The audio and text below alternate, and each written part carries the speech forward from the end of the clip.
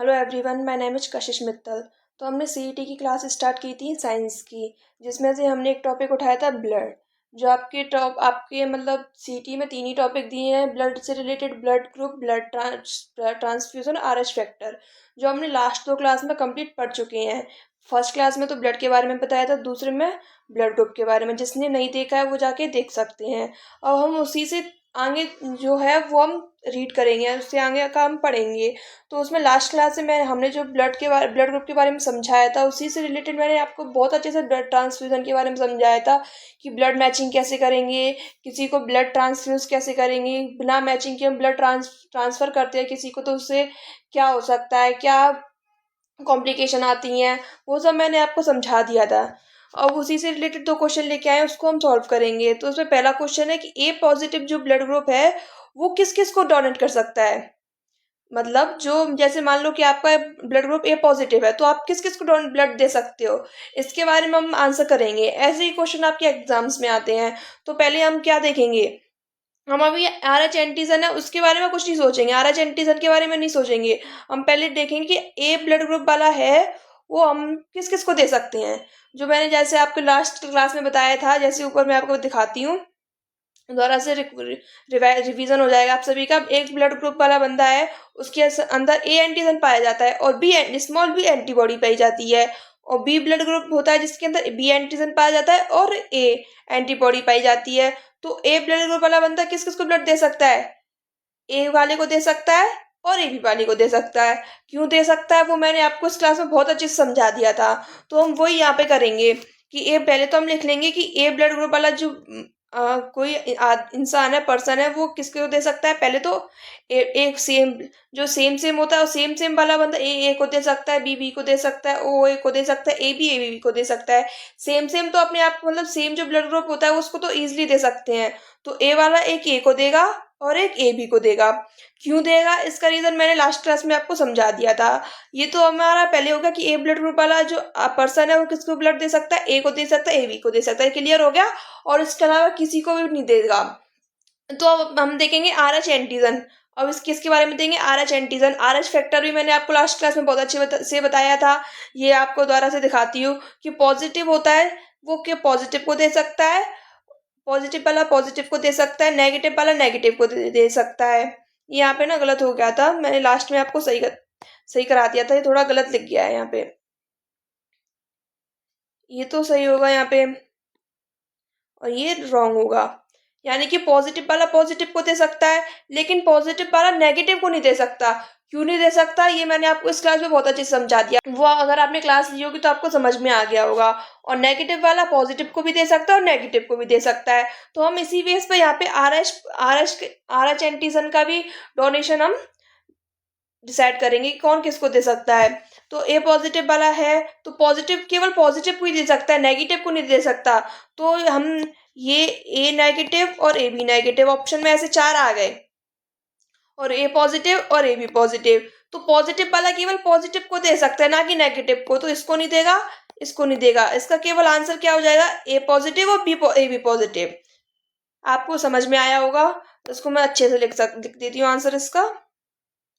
तो इसका आंसर क्या हो जाएगा, ए पॉजिटिव और ए बी पॉजिटिव, इसका आंसर हो जाएगा। ऐसे ही क्वेश्चन आपके एग्जाम में आते हैं। अब दूसरा क्वेश्चन दे रखा है कि ए नेगेटिव जो ब्लड ग्रुप है वो किसको डोनेट कर सकता है। किसी पर्सन का ए नेगेटिव ब्लड है, वो किस किस को ब्लड डोनेट कर सकता है। तो सेम इसमें वही देखेंगे, सेम ब्लड ग्रुप है तो ए वाला ए और ए बी को ही दे सकता है। यहाँ पे लिखेंगे ए और ए बी को ही दे सकता है। अब इसमें किसका डिफरेंस आया दोनों ब्लड ग्रुप में, एंटीजन का ही तो डिफरेंस आया है। ए पॉजिटिव वाला केवल पॉजिटिव को ही दे सकता है, नेगेटिव को नहीं दे सकता। अगर नेगेटिव दे देगा तो वहां पे क्लम्पिंग बन जाती है, ब्लड की डेथ हो जाती है। क्यों हो जाती है, क्योंकि पॉजिटिव वाले के अंदर आर एच एंटीजन प्रेजेंट रहता है और नेगेटिव वाले के अंदर एब्सेंट रहता है। तो फॉरेन पार्टिकल हो जाएगा अगर पॉजिटिव वाला नेगेटिव के अंदर जाएगा तो।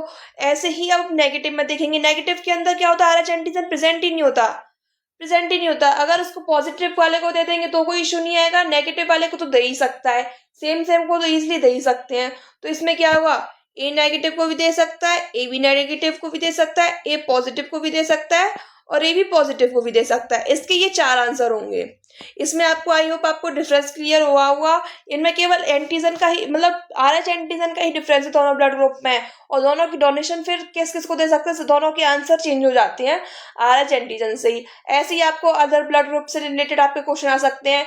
बी पॉजिटिव होता है किसको दे सकता है, किसको नहीं दे सकता। बी नेगेटिव होता है किसको दे सकता है, किसको नहीं दे सकता, और किसका ले सकता है, ये भी तो क्वेश्चन आ जाते हैं। अब किसका ले सकता है, ए पॉजिटिव है, इसके पास एंटीजन प्रेजेंट है, तो किसका ले सकता है। ऊपर बताया था मैंने, ए वाला किसका ले सकता है, ए का ले सकता है और ओ का ले सकता है ना। तो ए इसके पास एंटीजन प्रेजेंट है, तो अब किसी एंटीजन आएगा पॉजिटिव वाला भी तो उसको ब्लड दे सकता है क्योंकि उसके पास एंटीजन प्रेजेंट है।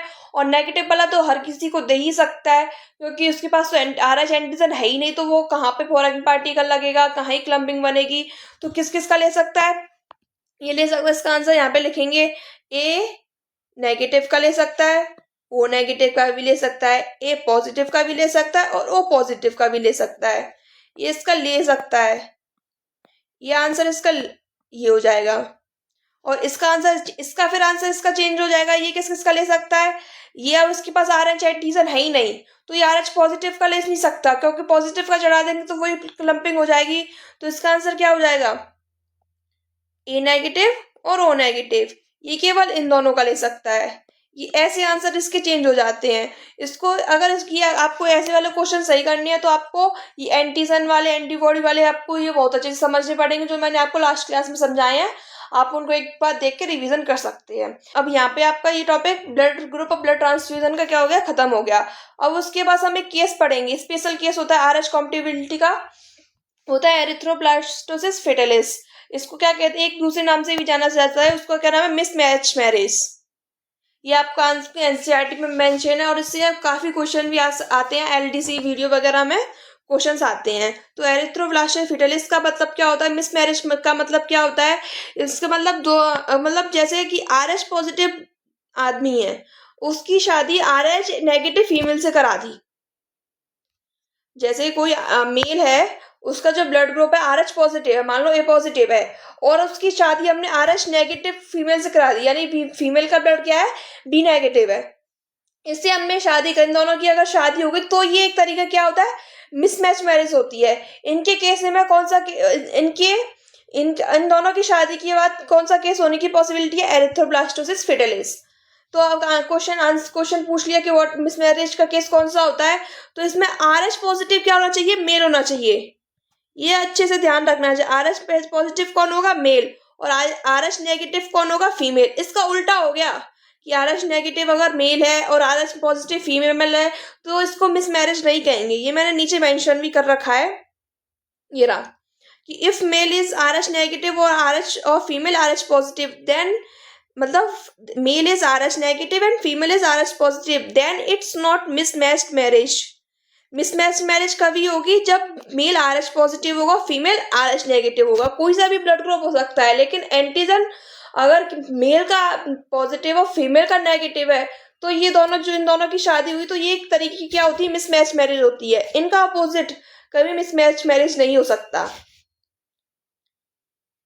लेकिन ये अपनी इंडिया में मतलब इंडिया के मतलब ऑल ओवर जो RH पॉजिटिव RH नेगेटिव जो होते हैं वो बहुत कम रेयर चांसेस में पाए जाते हैं। मतलब ऊपर हमने परसेंटेज पढ़ा था, कहाँ गया, बहुत कम नंबर में पाए जाते हैं। तो ऐसे केस मतलब बहुत ही रेयर होते हैं, बहुत ही कम नंबर में पाए जाते हैं, पर कुछ परसेंट में मिल सकते हैं। तो वो उस तरीके की जो शादियां हो जाती हैं, जो वो होती हैं मिसमैच मैरिज होती हैं कि मतलब पहले आपका मेल क्या है RH पॉजिटिव और फीमेल क्या है RH नेगेटिव, इन दोनों की शादी हो गई।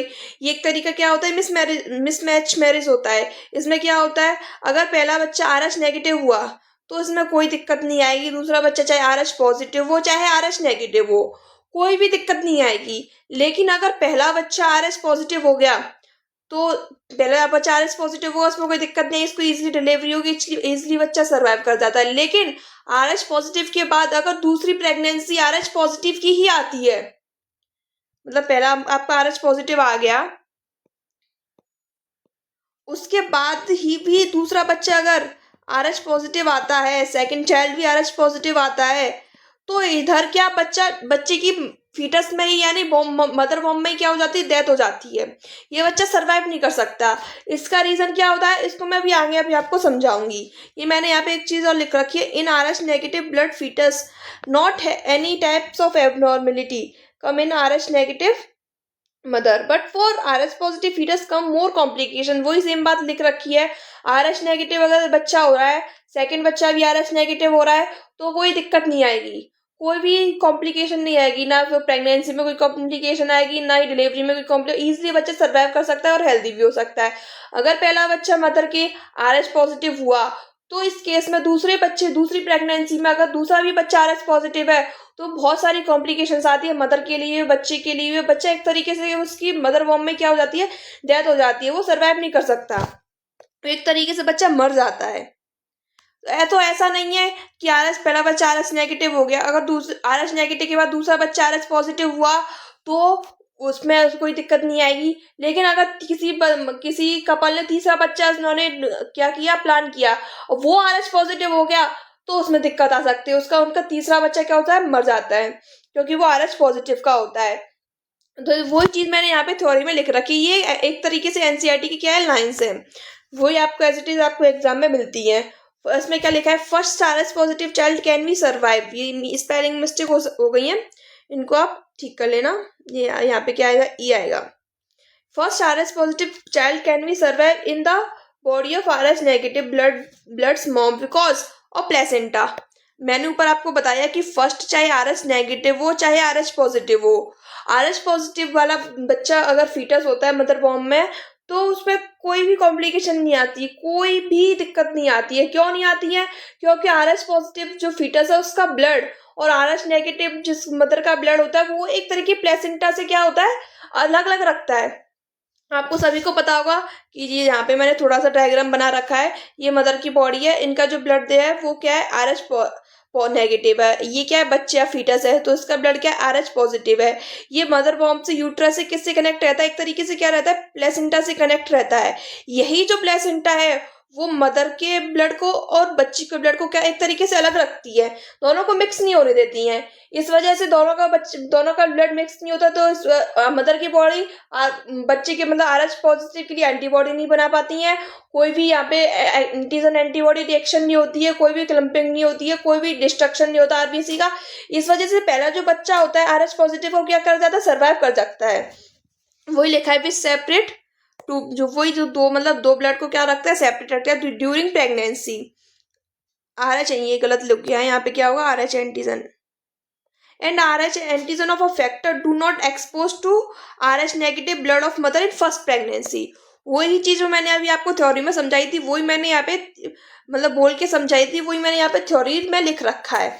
यानी कि पहला जो बच्चा RH पॉजिटिव का अगर मदर कैरी कर रही है, तो पहली प्रेगनेंसी में कोई दिक्कत नहीं आई, क्योंकि दोनों मदर का और बच्चे का ब्लड दोनों प्लेसेंटा के थ्रू क्या रहता है, अलग रहता है। ये आपको एक क्वेश्चन आ सकता है, आपका एग्जाम में क्वेश्चन बन सकता है कि अगर मिसमैच मैरिज है, तो मदर ने अगर पहला बच्चा RH पॉजिटिव कैरी करता है, तो उनकी प्रेगनेंसी में या फिर बच्चे के सर्वाइव में कोई प्रॉब्लम क्यों नहीं आती है, या कि तो आज उसका क्या होगा, क्योंकि इस प्लेसेंटा के दोनों का ब्लड क्या रहता है, अलग अलग रहता है।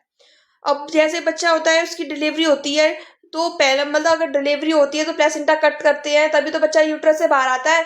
तो उस प्लेसेंटा को कट करते समय तो थोड़ा जो RH पॉजिटिव ब्लड होता है, यानी बच्चे का ब्लड होता है, वो मदर के ब्लड से क्या होता है, मिक्स हो जाता है।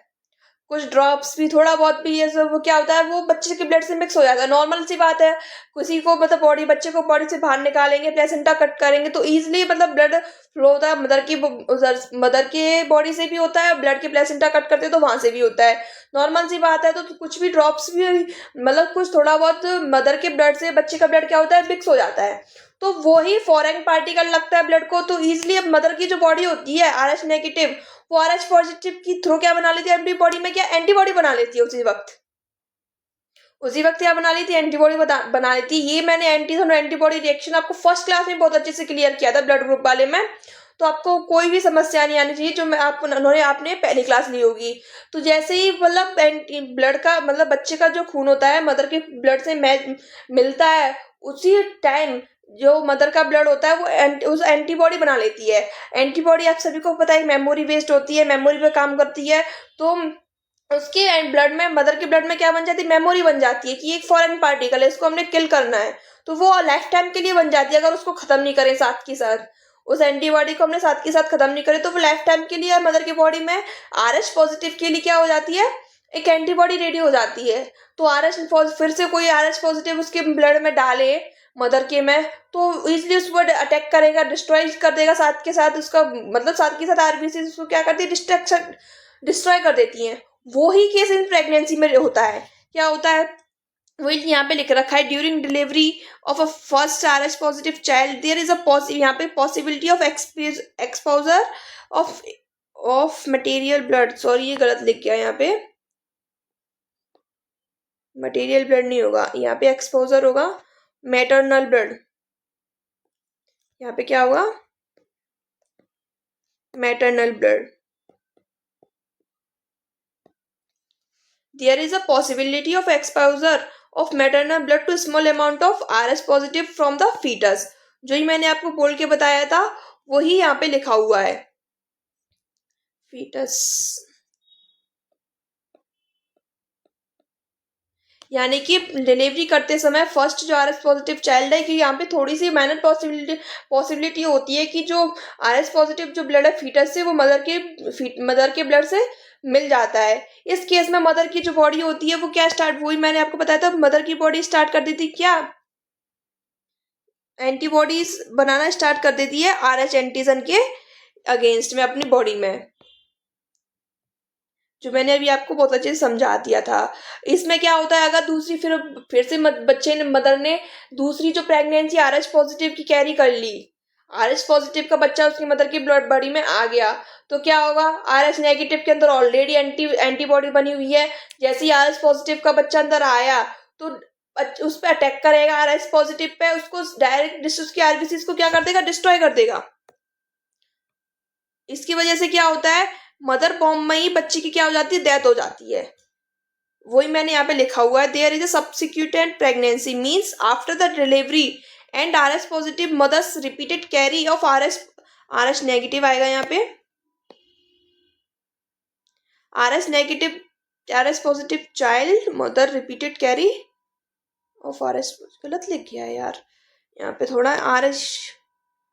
आरएस नेगेटिव जो मदर है repeated carry pregnancy of RH positive child, यानी कि सब्सिक्वेंट प्रेगनेंसी आ जाती है मदर में, यानी आरएस पॉजिटिव की डिलीवरी के बाद फिर से दोबारा जो प्रेगनेंसी होती है, मदर ने फिर से आरएस पॉजिटिव का बच्चा कैरी कर लिया, तो उसमें क्या हो जाती है, जो आरएस एंटीबॉडी बनी हुई है मदर की बॉडी में आरएस नेगेटिव में, तो फिर से फीटस पे क्या अटैक करती है, उसकी आरबीसी को क्या डिस्ट्रॉय कर देती है, और बच्चा क्या हो जाता है, मदर के बॉम्ब में ही मर जाता है। इस केस को क्या कहते हैं, एरिथ्रोब्लास्टोसिस फेटेलिस। इस केस को एरिथ्रोब्लास्टोसिस फेटेलिस कहा जाता है। आई होप आप सभी को ये अच्छे से क्लियर हुआ होगा, मैंने काफी अच्छे से समझाने की कोशिश की है आपको। और आपके जो क्वेश्चन बनते हैं वो यहीं पे बनते हैं कि मिसमैरिज क्या होता है, तो उसका आंसर आपको ये हो जाएगा, आरएस पॉजिटिव मेल होता है, आरएस नेगेटिव फीमेल होती है। और उसमें क्या होता है, अगर पहला बच्चा आरएस नेगेटिव हुआ या आरएस पॉजिटिव हुआ, इजीली सर्वाइव कर सकते हैं या नहीं कर सकते, तो इसका आंसर क्या होगा, दोनों ही इजीली सर्वाइव कर सकते हैं जी। जो एरिथ्रोब्लास्टोसिस जो फेटेलिस जो केस है वो हमेशा सेकेंड प्रेगनेंसी पे ही आता है। किस पे आता है, हमेशा सेकंड प्रेगनेंसी पे आता है, ये याद रखने वाली बात है। कभी फर्स्ट प्रेगनेंसी पे एरिथ्रोब्लास्टोसिस केस नहीं होता है। और सेकंड प्रेगनेंसी पे भी कब होगा, जब first pregnancy RS positive child की होगी तब होगा। अगर आरएस नेगेटिव चाइल्ड की फर्स्ट प्रेगनेंसी है और दूसरा बच्चा आरएस पॉजिटिव है, देन कभी ये एरिथ्रोब्लास्टोसिस केस नहीं होगा।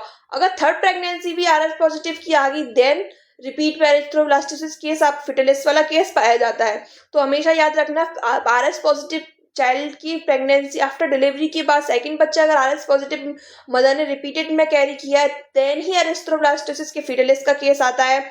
और जो फर्स्ट जो चाइल्ड होता है अगर आरएस पॉजिटिव होता है, वो इजिली सर्वाइव कैसे कर सकता है, उसकी डेथ क्यों नहीं होती है मदर की बॉम्ब में, वो भी तो आरएस पॉजिटिव है। तो इसका आंसर क्या होगा, प्लेसेंटा के थ्रू दोनों का ब्लड क्या रहता है, अलग अलग रहता है। इस वजह से वो नहीं होता, इस वजह से वो सर्वाइव कर जाता है। और क्या, अगर दूसरी प्रेगनेंसी आरएच पॉजिटिव होती है तो उसमें क्या होता है, तो उसका आंसर क्या होता है, मदर की बॉडी की जो आरएच एंटीजन होता है वो एंटीबॉडी रेडी रखता है, तो इसकी वजह से फीटस की जो आरबीसीज है उनको क्या करता है, डिस्ट्रॉय कर देता है, जिसकी वजह से मदर की बॉम्ब में ही इस बच्चे की क्या हो जाती है, डेथ हो जाती है। इसको हम क्या कह देते हैं, एरिथ्रोब्लास्टोसिस फिटेलिस कहते हैं। अगर यहाँ पे छोटी सी लाइन लिखी हुई है, अगर आरएच पॉजिटिव क्या आपके बच्चे की क्या होगी, डिलीवरी हो गई, अगर सेकंड चाइल्ड आरएच नेगेटिव हुआ, ये मैंने यहाँ पे लिख रखा है, सेकंड चाइल्ड क्या हुआ, आरएच नेगेटिव हुआ, तो कोई प्रॉब्लम नहीं आएगी, क्योंकि इसमें तो एंटीजन है ही नहीं, एंटीबॉडी किस पे अटैक करेगी, पॉजिटिव डिलीवरी के बाद दूसरा बच्चा आरएच नेगेटिव आए तो इजिली कि वो सर्वाइव कर सकता है, ना उसकी डेथ होगी, ना ही कुछ होगा, ना ही एरिथ्रोब्लास्टोसिस केस आपको दिखेगा, वो इजिली क्या कर सकता है, सर्वाइव कर सकता है।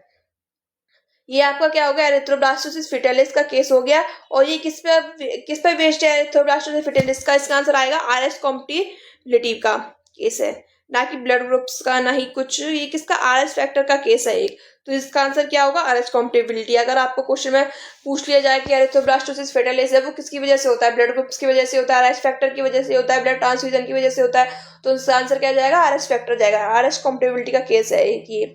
अब इसका कोई ट्रीटमेंट भी तो होगा, मान लो, जरूरी ऐसा तो नहीं है कि आरएच पॉजिटिव बच्चा हो गया, दूसरा आरएच पॉजिटिव हुआ, तीसरा भी आरएच पॉजिटिव, तो बच्चा मरते रहे हैं, बच्चे का बर्थ ही नहीं हो रहा, दूसरा बच्चे मतलब माँ का दूसरा बच्चा हो ही नहीं रहा, एक ही बच्चा करके रह गई, ऐसा थोड़ी होता है। इसका भी डॉक्टर्स के पास क्या है, एक ट्रीटमेंट है।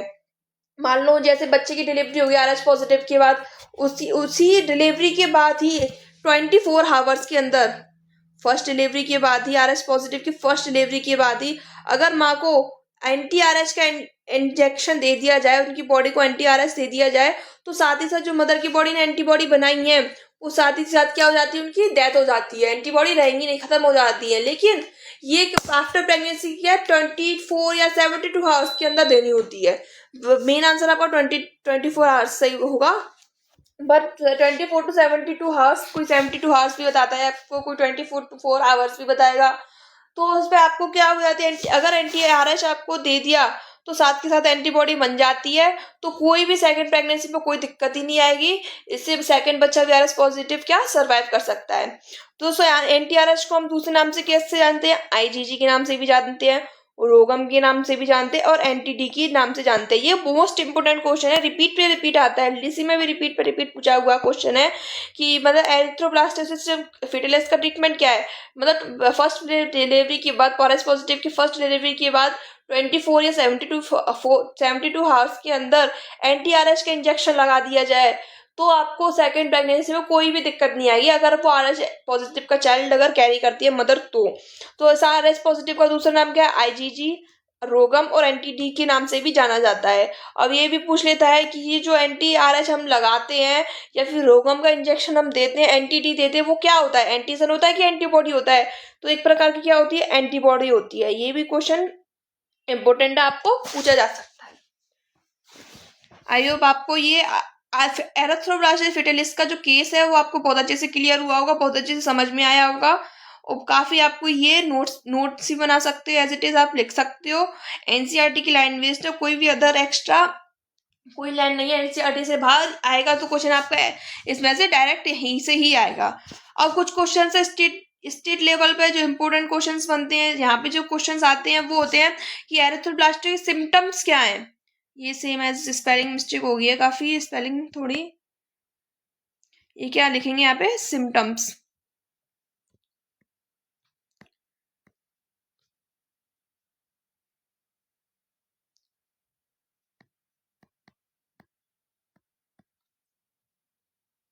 तो हम पढ़ेंगे कि एरिथ्रोब्लास्टोसिस के फिटेलिस के सिम्टम्स क्या है। तो एरिथ्रोब्लास्टोसिस फिटेलिस के सिम्टम्स क्या हो सकते हैं, जो बच्चे को क्या हो जाता है, सीवियर एनीमिया भी हो सकता है, बच्चे को जॉन्डिस भी हो सकता है, लार्ज एब्डोमेन भी हो सकता है, अगर बच्चे मदर के पेट में आरएच पॉजिटिव वाला, तो बच्चे का भी पेट बहुत बड़ा हो सकता है, मदर का भी पेट बहुत बड़ा हो सकता है, एनर्जी की कमी होती है, बच्चे का जो सिर होता है वो काफ़ी छोटा हो जाता है, इसको माइक्रोसिफेली बोल सकते हैं, हार्ट रेट, रेस्पिरेटरी सिस्टम क्या हो जाती है, फास्ट हो जाती है, लार्ज एब्डोमेन के साथ साथ उनको की बॉडी में क्या होती है, स्वेलिंग हो सकती है। ये क्या होते हैं, एरिथ्रोब्लास्टोसिस के क्या होते हैं, डिफरेंट क्या होते हैं, सिम्टम्स होते हैं। इनमें से आपको ऐसे इस तरीके से क्वेश्चन पूछे जाते हैं, what is symptoms of erythroblastosis fetalis और नॉट, मतलब कौन से सिम्टम्स एरिथ्रोब्लास्टोसिस फिटलेस के हैं या नहीं है। तो उनमें से ही आपको 4-5 ऑप्शन इन्हीं में से आएंगे। इन्हीं में से आपको, अगर आपने पढ़ा होगा तो इन्हीं में से आप सही कर सकते हो, इन्हीं में से, और जो नहीं होगा वो उनको तो आप अलग से हटा सकते हो। तो क्या क्या होते हैं, पहले सीवियर एनीमिया हो जाता है, जॉन्डिस हो जाता है बॉडी को, लार्ज एब्डोमेन हो जाता है, माँ का भी हो सकता है और बच्चे का भी हो सकता है, बॉडी में स्वेलिंग भी हो सकती है, एनर्जी की कमी हो सकती है, बच्चे का सर क्या होता है बहुत छोटा हो जाता है, इसको माइक्रोसिफेली बोलते हैं इंग्लिश में, हार्ट रेट और रेस्पिरेटरी क्या होती है, बढ़ जाती है। अब ये वही चीज मैंने यहाँ पे स्टार मार्क करके लिखी रही है, जो इसमें से क्वेश्चन पूछे जाते हैं, जो एरिथ्रोब्लास्टोसिस फेटलिस का जो केस है, केवल और किस में पाया जाता है, सेकंड चाइल्ड में पाया जाता है, और किस में पाया जाएगा, केवल RH पॉजिटिव फीटस में ही पाया जाएगा। अगर पहले ही प्रेगनेंसी RH पॉजिटिव की और दूसरी भी प्रेगनेंसी RH पॉजिटिव की आ गई, देन ही उसमें क्या पाया जाएगा, एरिथ्रोब्लास्टोसिस फेटलिस केस पाया जाएगा, अदरवाइज नहीं पाया जाएगा। अगर पहली प्रेगनेंसी RH पॉजिटिव है, मान लो आपकी RH पॉजिटिव है पहली प्रेगनेंसी, अगर दूसरी प्रेगनेंसी आपकी RH नेगेटिव आ गई, तो इसमें एरिथ्रोब्लास्टोसिस की केस नहीं पाया जाएगा। पहली प्रेगनेंसी RH पॉजिटिव, दूसरी प्रेगनेंसी अगर RH पॉजिटिव की है, देन ही आपको एरिथ्रोब्लास्टोसिस का केस पाया जाएगा। आपको ये बात अच्छे से क्लियर हो गई होगी। आपके क्वेश्चन डायरेक्ट बनते हैं, काफी कंफ्यूजन घुमाने वाले क्वेश्चन बनते हैं। अगर आपका कॉन्सेप्ट क्लियर होगा तो अच्छे से पढ़ के आप इसको क्वेश्चन सॉल्व कर सकते हैं। इनके जो क्वेश्चन है तो काफी अच्छे से पढ़ने पड़ते हैं थोड़ा, कि क्या पूछा है एग्जामिनर आपसे, माइंड का गेम खेलता है। ये आपको समझ में आ गया होगा। जब आपका एक तरीके से क्या, कौन सा topic, blood group, blood transfusion आज फैक्टर, बहुत अच्छे से, बहुत ही अच्छे कंटेंट से आपका क्लियर हो गया। कुछ भी एक्स्ट्रा कंटेंट आपको कहीं नहीं मिलेगा। इसके अलावा या आप पूरा नोट्स बना सकते हैं, सब कुछ हो सकता है। अब कुछ समय एक्स्ट्रा पॉइंट्स में आपके लिए लेके आई हूँ, एक एक्स्ट्रा स्लाइड्स है, जो एक्स्ट्रा कुछ ब्लड ग्रुप्स हैं, इसको एग्जामिनर आप पूछ सकता है।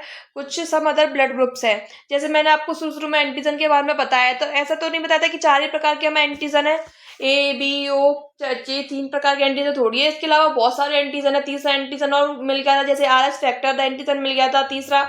तो उसके अलावा मतलब पूरे वर्ल्ड में बहुत ही तरह तरह के एंटीजन मिले हैं, अलग अलग देश में, अलग अलग जगह पे, अलग अलग स्टेट में, अलग अलग कहीं भी कंट्रीज में। लेकिन उनका जो नंबर है बहुत मेहनत में मिलेंगे, 0.% में, कोई 1% में, कोई 7% में, ऐसे मिलेंगे। जैसे 70 RH पॉजिटिव नेगेटिव वो है, सारे 7% मिला था, इस तरीके से मिलेंगे। उसी तरीके से एक नाम है आपका Bombay blood group, Bombay blood group के नाम से एक ब्लड ग्रुप जाना जाता है। इसका दूसरा नाम है क्या है, HH ब्लड ग्रुप। इसको हम दूसरे नाम से किससे जानते हैं, HH ब्लड ग्रुप के नाम से भी जाना जाता है। इसका एक नाम क्या है, बॉम्बे ब्लड ग्रुप, जो किसने दिया था, डॉक्टर वाई वेंडे ने दिया था, जो कहाँ पे है, बॉम्बे में मिला था। और कब मिला था, 1952 में। इसमें से केवल यही डायरेक्ट क्वेश्चन मिलते हैं कि बॉम्बे ब्लड ग्रुप का दूसरा नाम क्या है, उसको HH ब्लड ग्रुप के नाम से भी जाना जाता है। किसने डिस्कवरी की थी, डॉक्टर वाई एम वेंडे ने डिस्कवरी की थी। वो कहाँ पे मिला था, बॉम्बे में मिला था। और कब मिला था, 1952 में मिला था। एक एक क्या मिला, एक दूसरा ब्लड ग्रुप कौन सा मिला था, इंड्रा।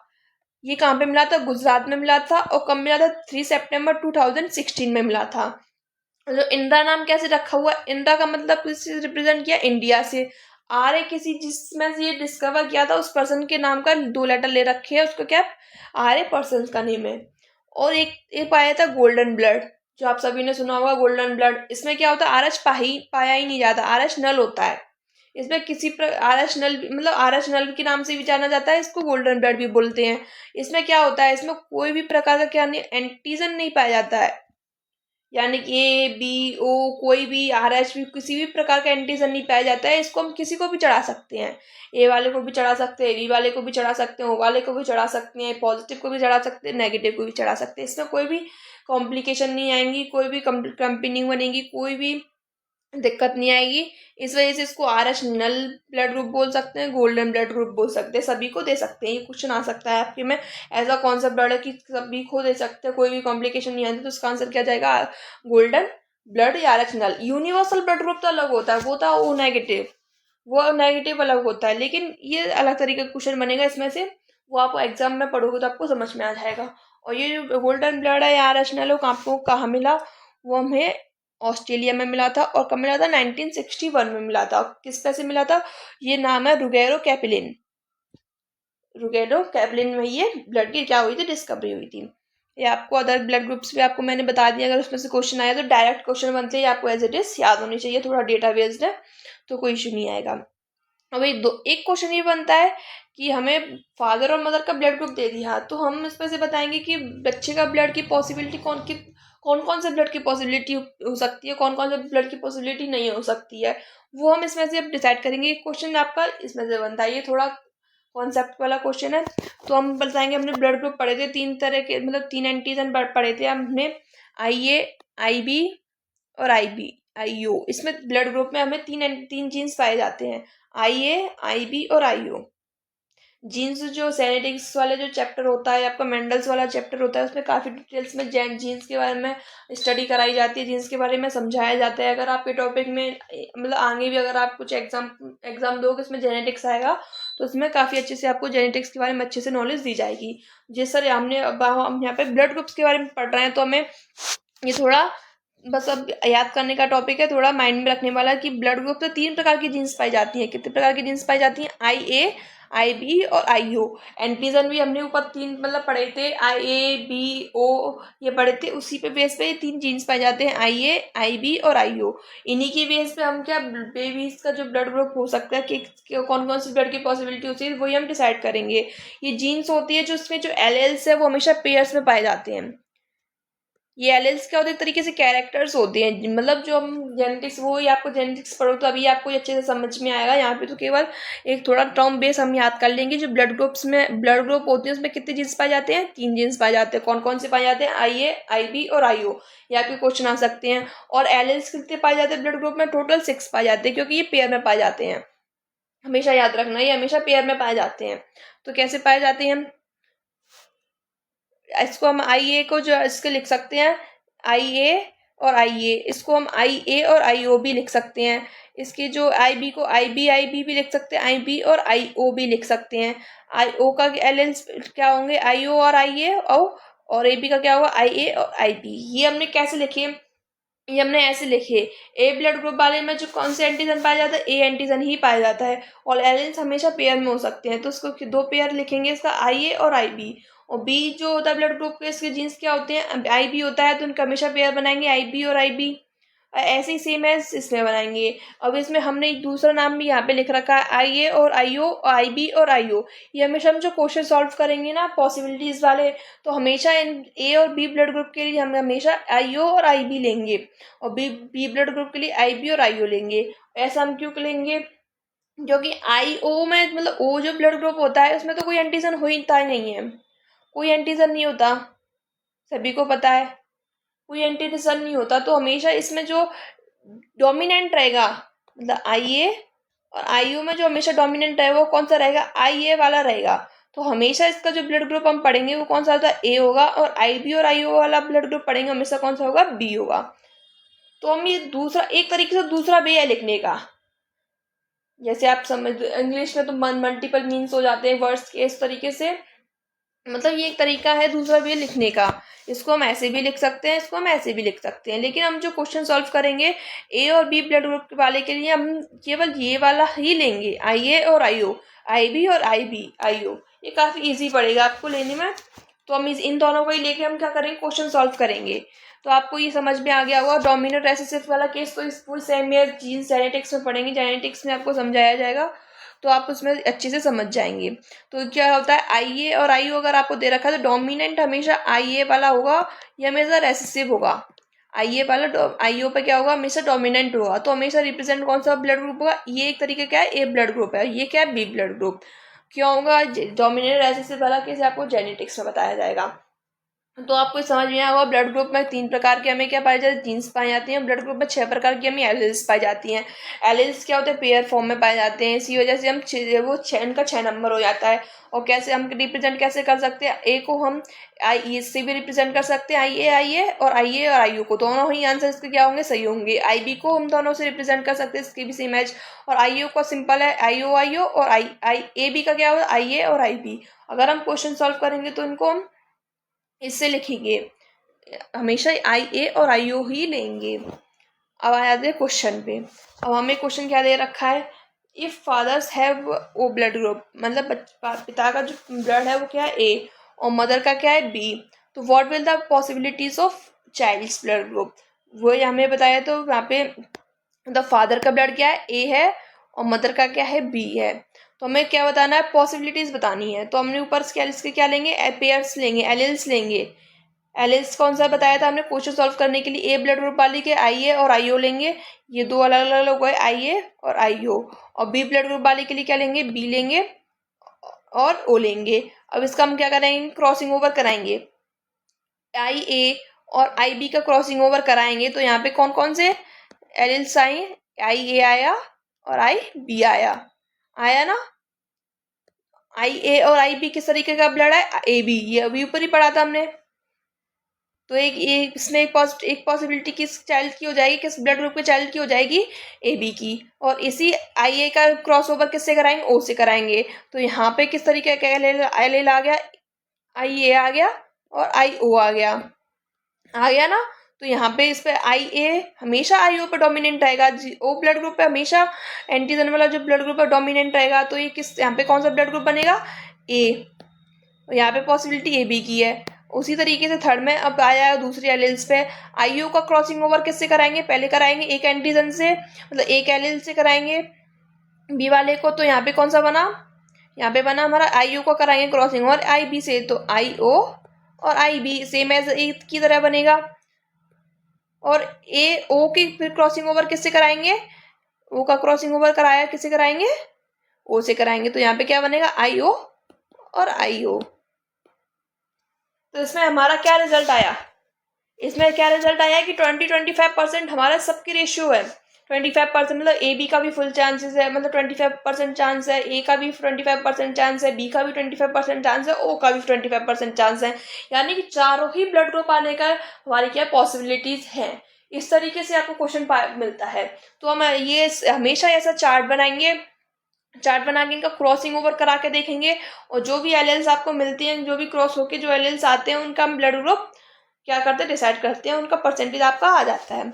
ये इस तरीके से, ये मैंने आपको बताया कि डोमिनेटेड रेसेसिव वाला वो लिखा हुआ है, वो चीज़ आपको ये नीचे ले, एक क्वेश्चन मैं आपको खुद से आपको ड्रॉ करके बता दूंगी कैसे करना है सॉल्व, वो आप टेंशन मत लो, नीचे से मैं खुद लिख के बताएंगे। दूसरा क्वेश्चन एक और मैं लेके आई हूँ आपके लिए, अगर फादर का ब्लड ग्रुप ए है और मदर का भी ए है, फादर का भी क्या है ए और मदर का भी ए है, तो सेम एज हमने क्या लिए, एलिल्स लिए इसके, इसका एलिल्स आई ए हो गया, इसका क्या होगा, आई ओ हो गया, सेम एज आई ए आई ओ इसका भी होगा।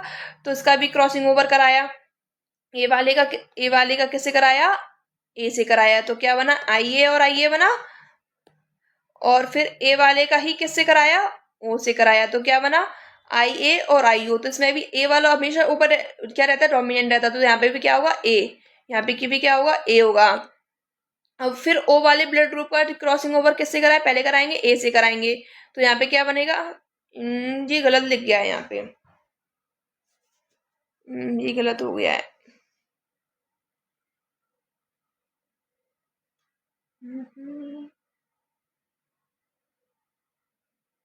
यहाँ पे गलत हो गया थोड़ा, यहाँ पे आएगा ए आएगा, यहाँ पे भी क्या आएगा, ए आएगा, थोड़ा गलत हो गया है। अगर आई यू का क्रॉसिंग ओवर हम किससे कराएंगे, आई ए से कराएंगे, तो क्या क्या एल बनेगा, इसका बनेगा आई ए और आई ओ। इसको आगे पीछे भी लिख सकते हो, कोई इशू नहीं, आई ओ को पहले लिख दो, आई ए के बाद में लिख दो, मतलब वही होगा। तो कौन सा ब्लड बनेगा, यहाँ पे ए बनेगा। अब दूसरा हम क्या लेंगे, अब लेंगे आई ओ का क्रॉसिंग ओवर किससे कराया, ओ से कराया, तो एल कौन से आएंगे, यहाँ पे भी ओ आएगा, यहाँ पे गलत लिख गया है, आई ओ और आई ओ। तो ब्लड ग्रुप कौन सा बनेगा, ओ। तो इसमें क्या चांस रहे, ए वाला तो सबसे, ए वाला तो 75% रह गया, और ओ वाले के 25% चांस हो गए। यानी कि दो ही ब्लड ग्रुप के बच्चे हमारे आ सकते हैं, ए वाला आ सकता है एक, और ओ वाला आ सकता है। आई होप आपको ये समझ में आ गया होगा। इसको मैं दोबारा से यहाँ पे अपने हाथों से करके बताती हूँ, देखो दोबारा से देखो, जैसे फादर है और मदर है, इसका भी दोनों का ब्लड ग्रुप क्या है, इसका भी ये है और इसका भी ये है, अब हम इसके क्या लेंगे, एलिल्स लेंगे। ए वाले का मैंने ऊपर ही बताया था, इसके दो एलिल्स कौन कौन से लेंगे, सॉल्यूशन में हम कौन से लेंगे, इसका ए आई ए और आई ओ, पेयर में ही तो होते हैं एलिल्स। जीन्स हमारे आई ए ब्लड ग्रुप का आई ए होता है, बी ब्लड ग्रुप का आई बी होता है, ये तो जीन्स होते हैं। और एलिल्स हमेशा पेयर में पाए जाते हैं। हम कैरेक्टर या ब्लड ग्रुप डिसाइड करने के लिए हम जो क्रॉसिंग ओवर कराते हैं वो एलिल्स से कराते हैं। तो फ्रॉम सॉल्यूशन के लिए हमेशा ए ब्लड ग्रुप के लिए आई ए आई ओ लेंगे, बी ब्लड ग्रुप के लिए आई बी आई ओ लेंगे, और ओ ब्लड ग्रुप के लिए तो सिंपल आई ओ, और ए बी के लिए आई बी और आई बी। इस पर दूसरा कोई वे नहीं है लिखने का, इनको केवल ऐसे ही लिख सकते हैं। ए और बी का ही दूसरा वे बताया था। तो सेम एज यहाँ पे भी ए है तो उसका भी क्या लेंगे, आई ए, सॉरी यार राइटिंग थोड़ा ऐसी आती है मेरी, आई ए, और दूसरा क्या ले लेंगे, आई ओ। अब इधर क्या कराएंगे अपन, क्रॉसिंग ओवर कराएंगे। पहले कराएंगे आई ए का, मतलब मदर की ब्लड के एक एल से कराएंगे आई ए से। तो यहाँ पे सिंपल क्या बनेगा, एक आई ए इस मदर का आ गया, फादर का आ गया, एक आई ए मदर का आ गया। दोनों आई ए किस टाइप का ब्लड ग्रुप बनेगा यहाँ पे, ए, सेम है। इसी तरीके से फिर आई ए का क्रॉसिंग ओवर कराएंगे दूसरे एल से, मदर के से। तो किस टाइप का आएगा यहाँ पे, आई ए और आई ओ। ये भी मैंने आपको ऊपर बताया था, ये भी ए ही ब्लड ग्रुप है, ए ही ब्लड ग्रुप के एल से दूसरा भी है लिखने का। अब कराएंगे फादर के दूसरे एल का क्रॉसिंग ओवर कराएंगे, दोनों एल से मदर के से। पहले एल से कराएंगे, आई ओ का क्रॉसिंग ओवर किससे कराया, मदर के एक एल से। तो इधर आएगा आई ओ और आई ए। तो ये भी एक तरीका क्या गया, एक ए ब्लड ग्रुप है, मैंने अभी सेम है, ये दोनों सेम हो गया ना, ये भी एक तरीके का ब्लड ग्रुप है। और दूसरे बार कराएंगे मदर के फादर के आई ओ एल का मदर के आई ओ से। तो यहाँ पे क्या हो जाता है, आई ओ और आई ओ। यहाँ पे पॉसिबिलिटी बनती है ओ ब्लड ग्रुप की। तो यहाँ पे हमें क्या हुआ, तीन तो केवल दो ही तरीके के तो ब्लड ग्रुप मिले, ए का मिला और ओ का मिला। चांसेस केवल दो ही ब्लड ग्रुप के बच्चे होने के हैं, ए का होगा और ओ का होगा, केवल ये आंसर इसका आपका हो जाएगा। इसमें आपको इसमें से क्वेश्चन कैसे मिलेंगे कि आपको कौन सी पॉसिबिलिटी है बच्चों की, कौन सी पॉसिबिलिटी नहीं है। तो आपको चार ऑप्शन दे देंगे, ए ओ, ए बी, फिर नया बी दे देंगे।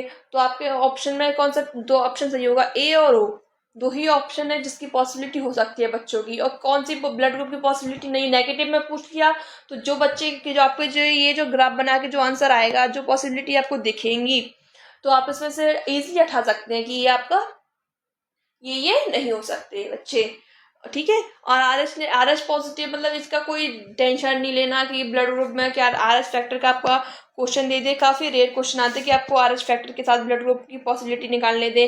क्वेश्चन आपके हमेशा इस टाइप के ही बनेंगे, इसमें से और यस और नो में क्वेश्चन पूछ सकते हैं, नेगेटिव में पूछ सकते हैं, मतलब कुछ पॉसिबिलिटीज है, ये पॉसिबिलिटी नहीं है। नॉट में वो आपको क्वेश्चन थ्योरी पढ़ के समझ में आया किस टाइप का क्वेश्चन आपका पूछा जाता है।